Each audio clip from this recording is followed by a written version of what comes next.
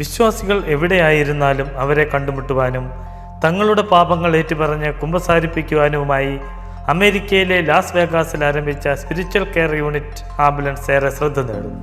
ദിവ്യകാരുണ്യ ഭക്തിക്ക് ഏറെ പ്രാധാന്യം നൽകുന്ന കമ്മ്യൂണിറ്റി ഓഫ് ജീസസ് ക്രൂസിഫൈഡ് സന്യാസ സമൂഹാംഗങ്ങളാണ് അനുരഞ്ജന കൂദാശ എല്ലാവരിലേക്കും എത്തിക്കുവാൻ ശ്രദ്ധേയമായ ഇടപെടലുകൾ നടത്തിക്കൊണ്ടിരിക്കുന്നത്. യുവപുരോഹിതനായിരിക്കെ ഹോസ്പിറ്റൽ മിനിസ്ട്രിയിൽ ഏർപ്പെട്ടിരിക്കുമ്പോഴാണ് സഞ്ചരിക്കുന്ന കുമ്പസാരക്കൂടെന്ന ആശയം മനസ്സിൽ ഉദിച്ചതെന്ന് CJCയുടെ സുപ്പീരിയറായ ഫാദർ മൈക്കൽ ഒരു മാധ്യമത്തിന് നൽകിയ അഭിമുഖത്തിൽ വിവരിച്ചു.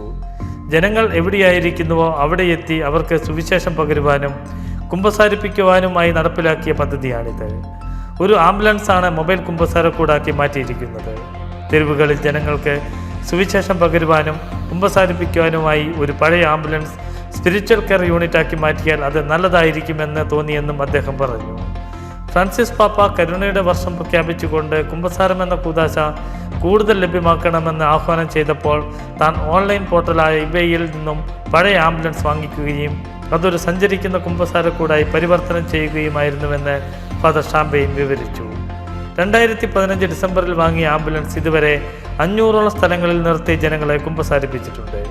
ഫിഷിംഗ് ടൂർണമെൻറ്റ്, ആശുപത്രികൾ, ഷോപ്പിംഗ് മാളുകൾ, ബ്രൂവറീസ്, കെട്ടിട നിർമ്മാണ സൈറ്റുകൾ, സിനിമാ തിയേറ്ററുകൾ, ഇടവക പരിപാടികൾ, ക്യാമ്പുകൾ എന്നിവിടങ്ങളിലാണ് ഇവർ തങ്ങളുടെ സഞ്ചരിക്കുന്ന കുമ്പസാരക്കൂടുമായി എത്തുന്നത്. ചിലയിടങ്ങളിൽ ഒരു പ്രാവശ്യം മാത്രം പോകുമ്പോൾ മറ്റു ചിലയിടങ്ങളിൽ പതിവായി പോകാറുണ്ടെന്നും അദ്ദേഹം കൂട്ടിച്ചേർത്തു.